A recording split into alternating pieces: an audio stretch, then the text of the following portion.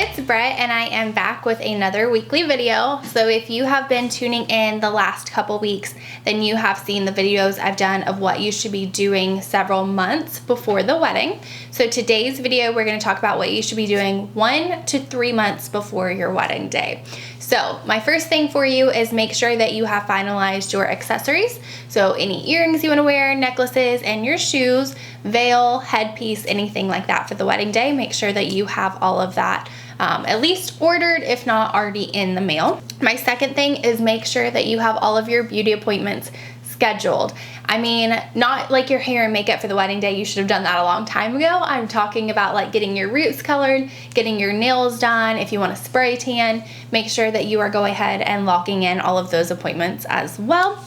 This is also the time that you should be doing premarital counseling. I highly recommend that everyone do it. You can find someone that matches your religion. If you're not religious, find someone that's non-religious, but everyone should do premarital counseling. It is just something that I am a huge fan of. You should also be buying your wedding rings. So you would already have your engagement ring, but now you need to go ahead and get your wedding band, and you need to find his wedding band as well. You also need to go ahead and order your wedding favors. If you are doing any, this is not something that you have to do. Some people order koozies for the guests to take home. You can get, some people have done little jars of like honey and it says love is sweet, take a treat, something like that. But whatever your wedding favor is going to be, go ahead and order those. Next, you're gonna wanna send out your wedding invitations. Those should be sent out 3 months before your wedding. The reason I say 3 months is because you need all of those invitations back a minimum of 1 month before your wedding. 1 month before is when you are going to give your catering your final head count and go over all of the details with the venue, such as layout, timeline, all of those things. So you need to know how many people are coming in order to set all of that up. So make sure you are sending out your invitations at least 3 months in advance and putting on there that you need a respond by date of at least 1 month before your wedding. All right, my next thing for you is to go ahead and get those bridal photos done. You want to take those a couple months before, so that way you have time to get the photos developed, printed, if you want to have any of them blown up and put out like by the cake during the wedding. So make sure that you are going ahead and taking your bridal photos. You also need to go ahead and write your vows. This is whenever, you know, you're at the ceremony, you're reading them to each other. Your vows are something that are very special, very intimate. So make sure that you're giving yourself plenty of time to write those in case you want to rewrite those. Talk about, are you writing your own vows? Are you just reciting the traditional ones? Go ahead and have those conversations as well. This is also when you're going to want to have your bachelor and bachelorette parties.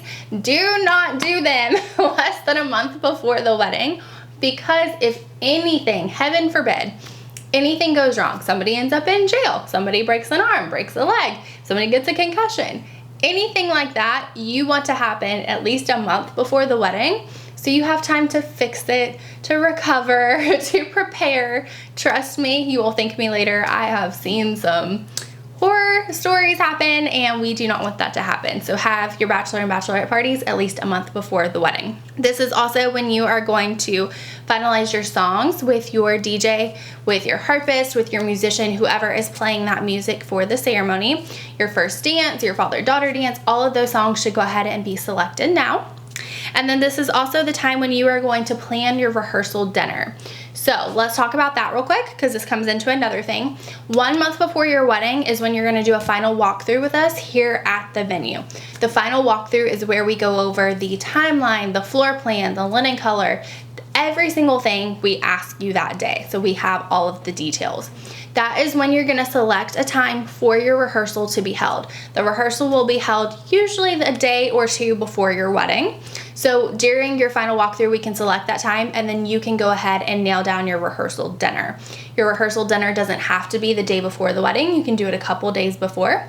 Just make sure that you are planning that for any out-of-town guests, so that way they can accommodate coming a little bit early for that. And then lastly, this rolls into that as well, is just finalizing your day of timeline, making sure that everyone knows what time everything is going to start. So if you have our in-house coordination package, we are going to make a timeline for you and send it out to your vendors. If you do not, just make sure that you are making a day of timeline and sending it to your vendors. You want to make sure everyone knows exactly what time every detail is happening, so that way no one one is late. So just make sure that you have all of these details finalized at least 1 month before your wedding, and you will be good to go. I will see you next week where we talk about things 1 month and less before your wedding. Bye guys.